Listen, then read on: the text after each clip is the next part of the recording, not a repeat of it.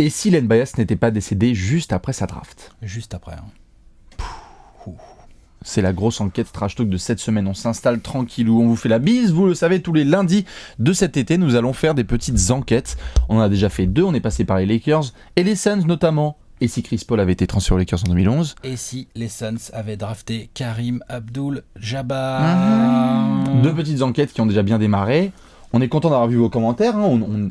On fait de la petite expérience pour voir un peu ce que ça donne. Et là, on a un gros dossier parce que dans l'histoire des What If, là, on a fait 2 où ce sont des joueurs qui sont vraiment sujets à des décisions de transfert et de mouvement particuliers. Là, on est vraiment sur un décès. Disons que c'est des joueurs, les deux, donc Chris Paul et Karim Abdul-Jabbar, c'est des joueurs sur lesquels on pouvait émettre un jugement sur leur carrière. Oui. Et essayer de adapter cette carrière dans d'autres contextes. C'est ça. Là, effectivement... On est dans la case des joueurs qui n'ont pas mis un orteil en NBA. Et donc forcément, le what if est exceptionnel. Ah bah là, le what if, là, il est total, en fait, j'ai envie de dire. Exactement. Du coup, installez-vous bien, que vous soyez là en train de bouffer ou de regarder ça dans les transports ou aux chiottes. On va pouvoir expliquer tout. Vous connaissez la petite habitude. Contexte, grande story. Après, on va faire un peu de science-fiction avec la boîte à SF. Et après, la petite échelle spéciale what if où on va pouvoir donner une note entre 1 et 5. T'es chaud ? Chaud. Nous sommes en 1986. 86. Qui vient d'être... oui, on sort le dossier. Qui vient d'être champion, Alex? On a déjà parlé de cette équipe un peu à droite à gauche, je crois. Les Celtics viennent d'être champions. C'est pas vrai. Si, en dominant outrageusement la régulière. Si je dis pas de bêtises, il y a 67 wins ou 66 Il y a une seule défaite à domicile, record égalé, c'est tout. Ça domine de A à Z. Le Big Three, Bird, McHale, Parrish est magnifique. Bill Walton en remplaçant 6e homme de l'année. Tu as défoncé non pas les Lakers, mais les Rockets. Tout à fait, puisque les Rockets sont upset les Lakers. Et il me semble que quand on avait fait les meilleures saisons collectives, ou je sais plus comment il s'appelle, le top 10 qu'on a fait sur la chaîne, il me semble que ces Celtics de 86 étaient ou le plus beau jeu, ou je sais plus ce que c'était. Ils étaient très très haut. On parle des Celtics de 86, donc le prime de Larry Bird, donc le jeu collectif, Casey Jones qui dicte tout ça. Une des équipes, quand on dit souvent, comme tu le dis, les équipes collectives incroyables, on dit les Spurs de 2014, les Celtics de 86, et les Celtics de 86 arrivent souvent dans la discute. Ils sont graves là. Mais alors je comprends pas, Alex, parce que tu viens d'être champion. Comment est-ce que tu peux être champion et tout de suite après avoir un aussi haut pic de draft? Ah oui, parce que donc le truc c'est que les Celtics sont champions et à la draft qui s'annonce en juin 86, ils ont le pic numéro 2. Pourquoi ? Parce que 2 ans plus tôt, en 84, un certain monsieur Red Auerbach, donc pour ceux qui connaissent pas Red Auerbach, c'est le pionnier. Peut-être, selon les Celtics, c'est le personnage numéro 2. Non mais tu sais, ils ont retiré le numéro 2 en l'honneur de Red Auerbach. Parce qu'ils considèrent que c'est la deuxième personne la plus importante de l'histoire de la franchise. Oui. La première étant Walter Brown, le premier propriétaire. Ah, c'est ça. Mais ça se discute. Tout à fait, ça se discute. Si tu regardes l'histoire, mais Red Auerbach, il est tout part. C'est le coach de Bill Russell. Bien sûr. Il en a eu 8 ou 9. Oui, mais en tout cas, c'est lui qui entourloupe pas mal d'équipes pour avoir Bill Russell. C'est lui qui entourloupe pas mal d'équipes pour avoir Larry Bird. C'est lui qui fait des transferts genre, tiens, Kevin McHale, on va le prendre pareil contre un petit pic avec Robert Parrish. Et là, en 84... Red Auerbach a mis en place un petit trade avec les Supersonics. Il leur a envoyé un certain Gerald Anderson. Oui, le père d'ailleurs du Gerald Anderson que certains ont vu aux Sixers récemment. Avec un peu de cash en échange du pic des Sonics de 86. En ne sachant pas encore ce qu'il allait devenir. Exactement. Et ce pic, c'est devenu le numéro 2. Donc t'es champion, t'as défoncé tout le monde, et derrière t'as le pic 2 de draft. Oui. Pour rappel d'ailleurs au niveau des dates, on l'avait dit notamment sur, je crois, sur la Karim Abdul-Jabbar, la grosse enquête.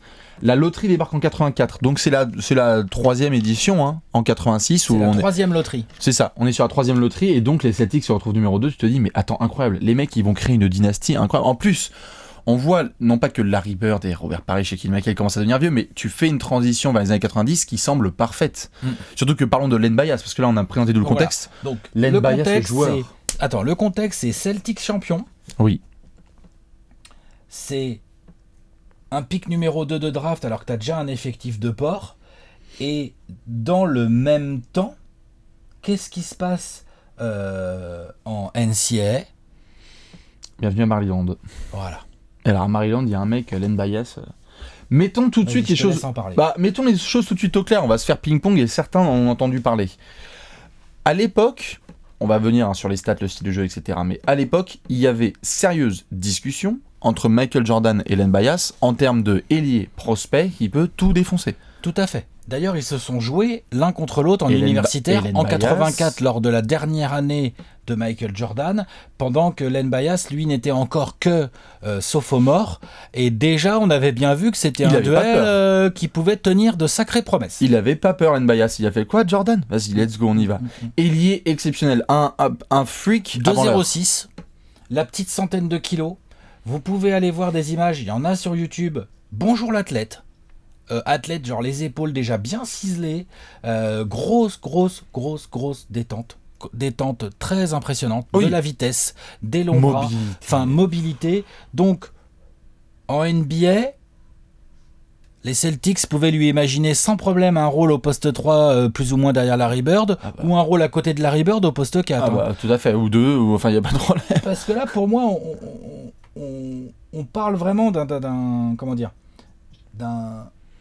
combo entre talent basketballistique et qualité athlétique vraiment rare. Non, mais c'est rarissime. Et il y a l'intelligence qui va avec, parce que tu parles de technique et de physique, donc évidemment c'est un freak comme on en parle, mais il a aussi l'intelligence de jeu, c'est-à-dire qu'il développe son jeu à mi-distance, il sait faire les bonnes passes, couper au bon endroit. Bref, juste pour vous donner une idée, on est sur quoi, 23 points et 6 rebonds de moyenne? 23 points, 7 rebonds de moyenne dans sa dernière année universitaire, donc il a fait les 4, donc en senior.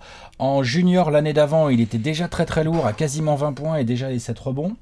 Quand on arrive en 86, Len Bias a fait ses 4 années à Maryland. Il a 22 ans. Il vient donc d'être nommé deux fois ACC Player of the Year. Donc c'est l'Atlantic Atlantic Coast Conference, donc Player of the Year. Donc le mec qu'on le voit, quoi. Donc il fait partie des très gros prospects de cette draft. On ne sait pas encore si les Celtics vont le prendre, qu'est-ce qui va se faire. C'est les Cavs qui ont le choix numéro 1 de draft en 86. Déjà, voilà. Les Cavs avaient déjà en majuscule, gagné une loterie. C'est ça. Voilà. Donc, un poste 3 naturel qui peut sans problème jouer 4. Gros scoreur, gros rebondeur, très actif, capable de faire quelques passes d'aise, de défendre. Ouais, un joueur qui peut changer ta franchise, franchise changer, qui peut changer ta franchise, qui peut être parmi les stars de demain, et surtout, comme tu le dis, on ne sait pas ce qu'il peut devenir, ce que ça peut devenir, mais toute la draft 86, on ne sait pas ce que ça va devenir. On va en parler aussi en long et en large, parce qu'elle est particulière, cette draft 86. On en a parlé notamment dans un bouquin assez sympa. Très particulière. Elle est très très particulière, et donc, là, si je dis pas de conneries, Alex, on a donc Red Auerbach qui a fait son boulot en disant Len Bias, si tu veux. En plus, lui, bon, ça va, je suis pas mauvais en géographie, je suis pas expert en géographie, mais je crois qu'il était plutôt content. Maryland-Boston, c'était pas non plus. C'est pas loin. Le Maryland, c'était à côté de Washington, quoi, en gros, pour donner une idée. Donc, du coup, lui, il était assez chaud. Il le dit. Il y a des images, vous pourrez voir aussi où il dit il est très content de rejoindre les Celtics. Il se fait drafter. Oui. Alors. On arrive donc gentiment au 17 juin 86. Tout à fait. De la draft. Les Cavs en numéro 1 prennent Brad Daugherty. Qui va être un très bon joueur. Très bon pivot. En pick and pop avec Mark Price notamment. Exactement. Font leur choix. Et du coup, les Celtics, ils sont là. Qui on prend? En numéro 2. On sait qui on prend, mais qui on prend? Voilà. On prend Len Bias. Ça n'hésite pas des masses, je non. pense. Aujourd'hui, je reviens sur le joueur vite fait. Honnêtement, si tu veux comparer à des joueurs modernes, Len Bias, pour donner une petite idée, c'est du Kevin Durant, du Paul George. Jimmy Butler. Ouais, un truc comme ça. Il est grand. Ouais, bien sûr. 2,06, c'est de la belle bête. Bien sûr, mais extrêmement intense et tonique. Paul George, c'est peut-être le joueur qui se rapproche le plus d'un Len Bias. Il y a un pour peu donner de une ça. idée aux gens. Avec donc le tu vois mal ça, à la fin, en plus. T'as le pick numéro 2, t'es les Celtics. Let's go. Trop bien. En plus, Oui. t'as laissé partir, si je dis pas de conneries, Cédric Maxwell se barre un peu plus tôt en plus. Et tout. Donc il y a de la transition à faire à Boston.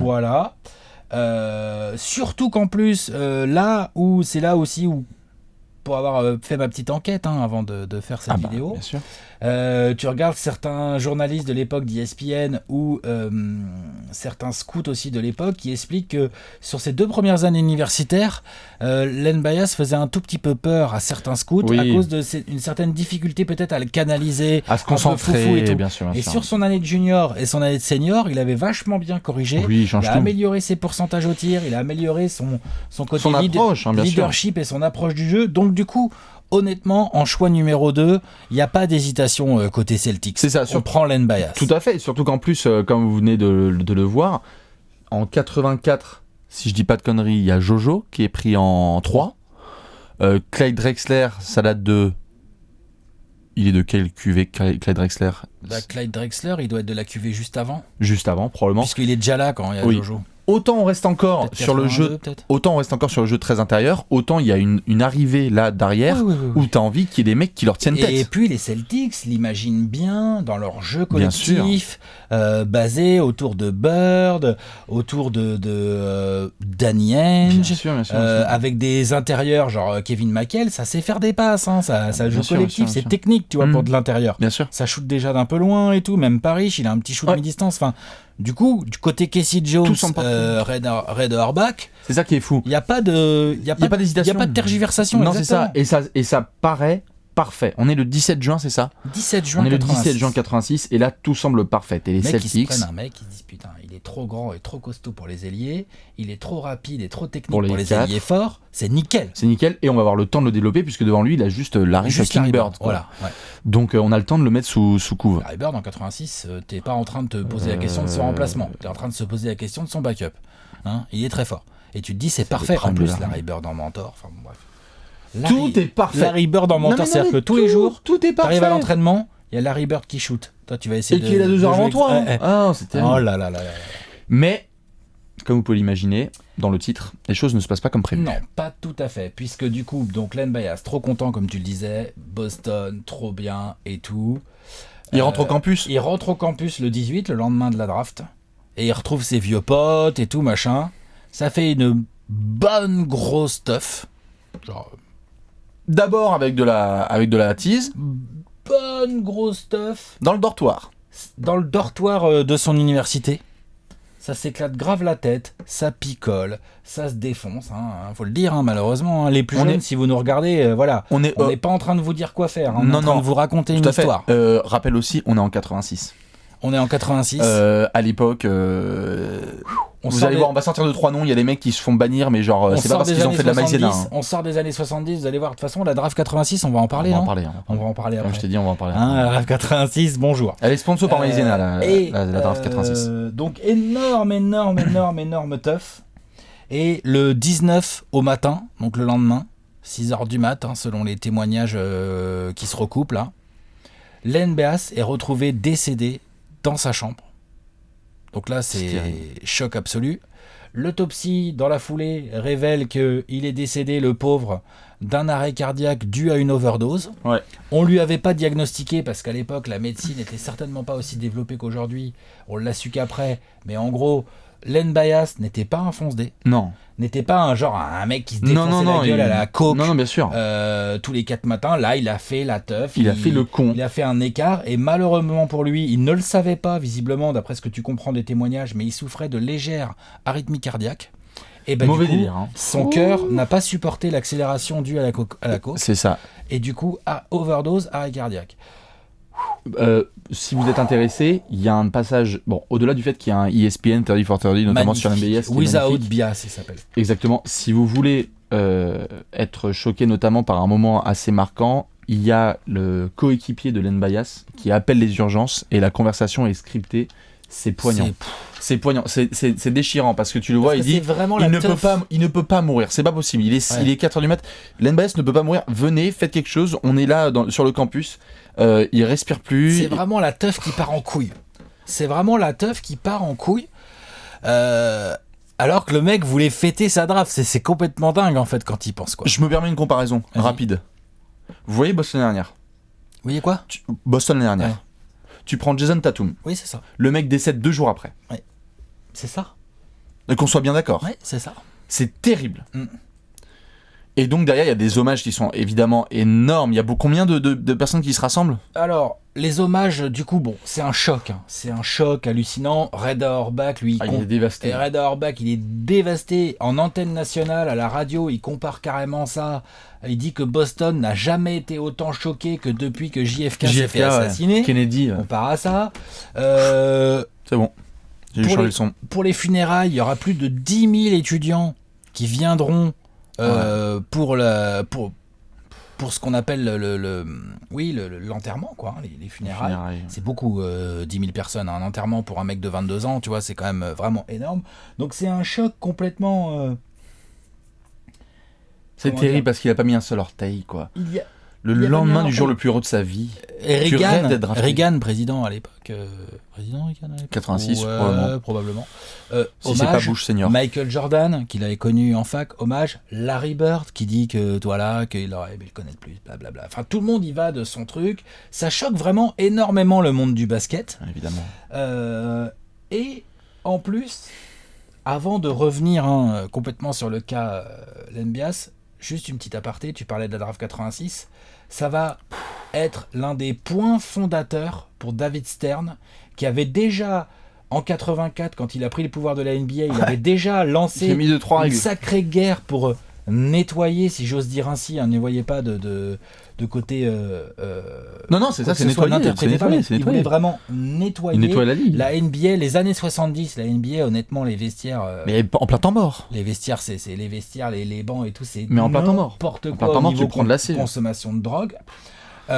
Donc, David Stern voulait vraiment nettoyer ça, et ça va être l'un des points fondateurs de la suite. C'est-à-dire que dans la même draft, en numéro 3, on a Chris Washburn. Gros potentiel, Chris Washburn, ça cassait tout. On en a parlé dans nos pires choix de draft, je crois, de Chris Washburn. On le compare à Charles Barkley, il est vraiment trop fort, il a tout le potentiel pour tout déchirer. Chris Washburn. Jamais rien. Un clodo, défoncé, bourré, on le retrouve jamais rien. Ouais, on le retrouve dans la street en train de bouffer dans les poubelles et il termine, belle anecdote, je pense que certains l'avaient déjà vu, il termine remplaçant de son équipe en prison. Voilà, remplaçant de son équipe en prison.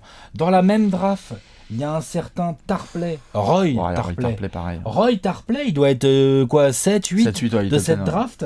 Le mec, il va être banni de la NBA à cause de son penchant alcool, drogue. Il se reprend bien après. Après, il fait une belle carrière en Grèce. Olympiakos, Harris et tout ça, il fait une très belle carrière en Grèce. C'est un bon joueur, quoi. L'ami Roy Tarpley, sauf qu'en NBA, il a été banni au bout de 3 saisons, 2-3 saisons. La draft 86, si vous voulez vous y plonger, encore une fois, pareil, on en a parlé en long et en large dans le bouquin, mais on en a aussi écrit dessus sur le site. C'est une draft maudite. Et la cerise sur le gâteau, c'est Len Bias. Il y a personne qui peut aller chercher ce spot-là. Ah non, c'est impossible. Il y a une photo que vous pouvez voir d'ailleurs. Tu sais, il y a une photo, je crois, avec les 6 premiers draftés de la draft 86 où ils tendent la casquette. Et en fait, lui il est décédé, lui maintenant il est en tôle, l'autre il est banni. C'est terrible. N'importe quoi. Terrible. Limite, c'est Brad Doherty vraiment qui a fait carrière là-dedans, quoi. Pour le coup. Ouais. Donc la tristesse est totale pour Boston, même je crois, ils ont pas retiré le maillot, je crois. Non, ils ont pas retiré le maillot. Non, mais en tout cas, il avait fait, je crois, il avait donné, Auerbach, il avait donné, je crois, à la maman de Len Bias un maillot des Celtics. Oui, ils ont fait tout ce qu'il fallait. Ils ont fait les choses bien. Il y a eu une grande tristesse, tu vois, parce que c'est vraiment genre décès, putain. Puis c'est un jeune, et puis tu vois, il est plein d'avenir, et puis en plus. Puis comme t'as dit, il était pas. C'était pas un camé. Pas du tout. C'est juste un mec qui, dans la folie un peu de la fête et dans la comment dire, l'excitation du moment d'être drafté, les Celtics et tout machin. Il y a un ou deux rides de coups qui sont passés, bim, il a sniffé. C'est vraiment ça en plus. Il termine. Et bim, quelques heures après, il est mort. Donc tout ça, évidemment, très chaud. Nous mène à plein de petites questions. Comme vous le savez, on a la petite séquence science-fiction. Parce qu'on va devoir se poser des questions. Les Celtics, qu'en serait-il ? Les ailiers, qu'en serait-il ? Jordan, qu'en serait-il ? Il y a plein de questions, on va se les poser ? Ouais. T'es chaud pour la section science-fiction ? C'est l'heure de la boîte à SF. La boîte à SF, avec le magnifique petite transition signée Léonce. Ouais. Pour se mettre bien dans la boîte comme il faut. On va devoir se poser des grosses questions. Vous l'avez vu sur les dernières enquêtes, on s'est posé des questions. On essaye là de mettre sa ceinture de sécurité, un Doliprane, et de pousser, maintenant qu'on connaît l'avenir, des interrogations qui auraient pu être pertinentes s'il avait dormi dans un autre dortoir. Ouais. S'il avait... si sa bagnole avait été... S'il avait dit non à la drogue. S'il avait dit non à la drogue. Say no to drugs. Say no, kids. Voilà. Première question, Alex. C'est pas vraiment une question, enfin, ça finit par une question, mais d'abord, c'est un espèce de constat. C'est-à-dire que ce qui est vraiment frustrant dans l'NBA, et qui entraîne plein de questions, c'est le côté genre des grands joueurs, des joueurs hyper forts, qui ne sont jamais venus exploiter leur potentiel en NBA. Il y en a eu plein. Tu vois, on parle souvent d'Oscar Schmidt, Nikos Galis, Dejan Bodiroga, bien sûr, Earl Manigault, tout à fait, puis Will Kirkland. Dans le genre histoire triste, il y a Hank Gathers aussi, qui fait l'objet aussi d'un sortie for sortie. Non, mais mais ces gars-là ont quand même joué à des niveaux assez élevés. Quelque part, on a eu le temps un peu de les voir jouer à part Hank Gathers. Bien sûr. Là, Bias, on peut se demander, est-ce que ce serait pas le meilleur joueur à n'avoir jamais joué chez les pros ? La question se pose. Tu vois ? On a vu du Drazen jouer quelques années. Donc il a joué Drazen, avant d'aller en NBA, il était chez les pros. Bien sûr. Il a joué chez les pros. Donc on a vu de quoi il était capable. L'autre, il a jamais eu de contrat pro. Tout à fait. Avec Len Bias, pour répondre à ta question, évidemment, n'hésitez pas à répondre à la question. C'est de là que tout part. Len Bias n'a même pas eu l'opportunité de montrer son talent chez les pros. Donc à partir de là, tu peux vraiment poser plein de questions. Ses fins de saison, sa fin de carrière universitaire est sublime, mais je ne sais pas, je la vois comme une progression constante, et je ne sais pas si c'était un crack dès le premier jour où il arrive à Maryland. On sait pas. Tout à fait. Mais donc du coup, à 22 ans, est-ce qu'il aurait pu avoir derrière 10 ans où il cartonne ? On sait pas. On sait pas, bien sûr, mais jamais. Par contre, je te pose une question. Est-ce que Len Bias... Mais je le mets derrière d'autres, tu vois. Tu me poses la question, genre Oscar Schmidt, tout ça, je les mets devant. D'accord, mais Len Bias, avec ses qualités athlétiques incroyables, son bon sens du jeu et tout, est-ce que ça aurait pas pu être, pour les Celtics, le vrai gars à opposer à Michael Jordan ? Mais c'est la transition, bien sûr. Mais même à tout le monde. Non mais, déjà, est-ce qu'on n'avait pas là un potentiel rival ? Mais même aux Pistons. Un rival pour Michael Jordan. Est-ce qu'on n'avait pas là le mec qui pouvait assurer la transition et éviter que les Celtics commencent à se faire bouffer par les Pistons à partir de 88 ? Bien sûr. 88, 89, 90. Tu peux, ce qui mène d'ailleurs à la question, tout à fait, combien de titres auraient les Celtics ? Parce que si vous regardez bien, à partir de 1991, Boston, c'est dead jusqu'en... Est-ce que les Celtics... Il y a une décennie de merde, quoi, derrière. Est-ce que les Celtics...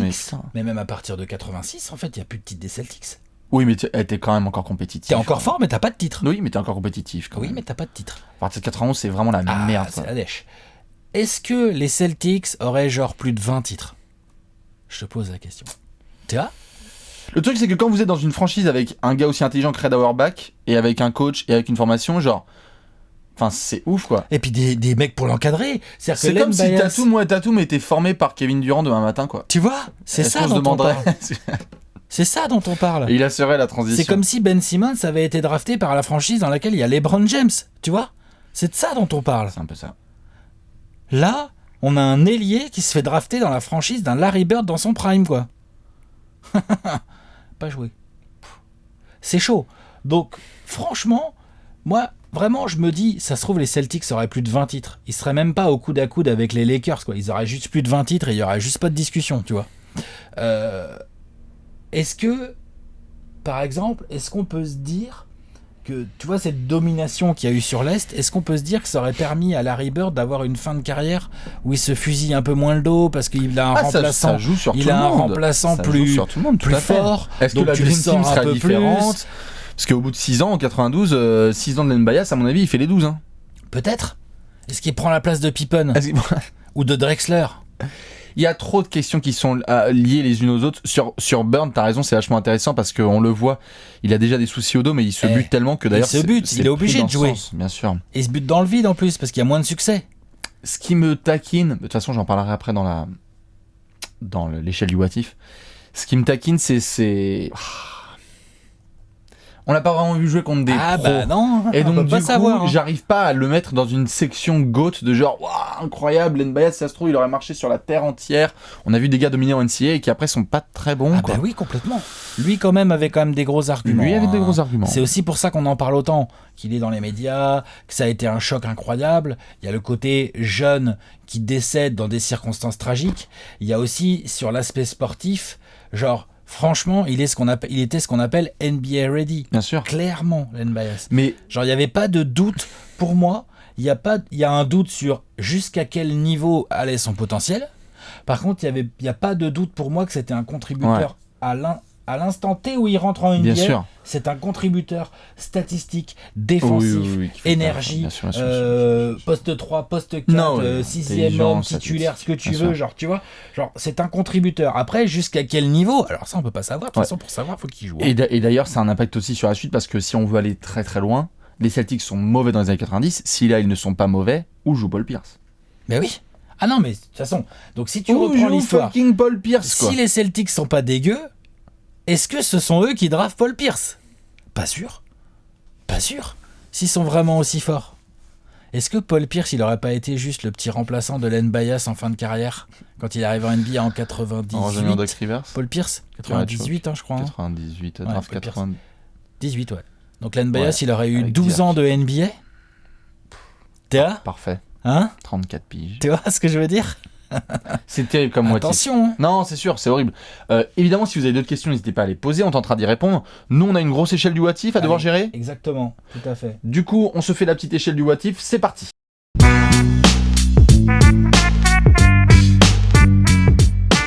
L'échelle du what if, allez-y, sortez vos notes, nous sommes entre 1 et 5 petites pièces jaunes. C'est signé Léonce. Alex, tu avais donné 5 sur 5, si je ne dis pas de bêtises, à un des épisodes précédents, je fais pas de spoiler. Voilà. Moi, j'ai toujours pas tapé dans 5 sur 5. Là, je vais pas du tout pouvoir donner autant. Clairement. Pour une raison évidente, c'est comme on vient de le dire, il n'a pas joué chez les pros. T'en mets combien? Je mets 2,5. Je mets la moyenne. J'en mets 2. Ouais, je m'en doutais que t'allais faire un truc comme ça. Ouais. Moi, je mets des demi parce que Léonce, il aime bien les demi. Il aime bien les demi, c'est chiant la réelle. Mais oui, 2,5 contre 2, explique pourquoi. Justement, on va expliquer pourquoi un petit peu. On est à peu près dans le même cadre. Je pense qu'on a des arguments qui vont se rejoindre. Il a pas joué. Donc, à partir du moment où il a pas joué, c'est-à-dire que c'est con ce que je vais dire, mais genre, s'il nous avait fait genre ces 2-3 premières saisons, qu'il était décédé à 25 ans, ce qui aurait été tout un aussi gros choc, tu vois, aussi gros drame. Dans les mêmes circonstances, une fête qui dégénère ou quoi. Mais que pendant 3 saisons, il nous avait fait genre un truc extrêmement sale, genre le mec il arrive direct, le rookie là il a 18 points, machin, genre ça y est, Kevin McHale et Larry Bird, ils ont un vrai 6e homme derrière et tout. Là on serait en train de faire genre waouh, ok, c'est 4,5 sur 5, ça c'est très très sale. Sauf qu'effectivement, comme tu le disais, vu qu'il a pas joué, des mecs dominants, ultra dominants en NCAA qui n'ont pas fait grand chose en NBA, on en voit tous les ans. Pas compliqué. On va pas tous les citer parce que là, laisse tomber, c'est plus une vidéo qu'il faut faire, c'est une encyclopédie. Donc, il y en a plein. Maintenant, je mets quand même la moyenne parce que je considère que, vu le profil physique du gars, vu la NBA et le jeu des Celtics, vu les mentors qu'il aurait eu pour rentrer, vu comment il était attendu et vu le mental qu'il avait développé en 4 ans en université, je peux pas croire que ce mec n'aurait pas influé sur l'avenir, les années 87, 88, 89, 90 des Celtics. J'ai envie de dire que il n'est pas du tout impossible qu'ils auraient été très compétitifs là, dès 87, 88, qu'ils auraient peut-être pu aller chercher les Bad Boys, voire ils auraient pu faire attendre un peu plus Jordan, tu vois, ce genre de choses, parce que c'était vraiment le renfort parfait pour eux. Et donc 2,5. Oui, donc 2,5 parce qu'effectivement on peut pas savoir vraiment vu que le mec n'a pas joué, mais quand même, il y a de fortes présomptions. Je te mets 2, pas forcément pour le niveau de jeu, mais uniquement sur l'acte. C'est un décès. Je sais pas combien on va en faire. Il y en a pas eu énorme. Un mec qui décède. Ah bah non. Donc du coup ça atténue un petit peu. C'est pas pour critiquer quelqu'un qui décède évidemment, c'est pas le cas. Mais ça atténue un petit peu les questions qu'on se pose parce que il y a 0 élément quoi. Il y a les éléments de NCAA mais c'est tellement soudain et on parle d'un décès donc du coup j'arrive pas à mettre 3 étoiles ou 3 petits 2,5 la moyenne. 2,5, 2 pour Bibi. Dans tous les cas, n'hésitez pas à balancer votre petite note, et surtout renseignez-vous sur cette histoire NBA. Il y a plein de vidéos sur YouTube. Nous, on est là pour vous faire votre avis sur le joueur. Tout à fait, on est là pour complémenter et aussi vous rendre encore plus curieux. N'hésitez pas à regarder le 30 for 30. Life Without Bias, un truc comme ça. Without Bias, exactement. Ouais. Et puis nous, si je dis pas de bêtises, Alex, on se retrouve la semaine prochaine. Pas d'indice ? Non, pas d'indice. Pas d'indice. On se retrouve lundi prochain pour une nouvelle enquête Trash Talk. À la prochaine. Ciao.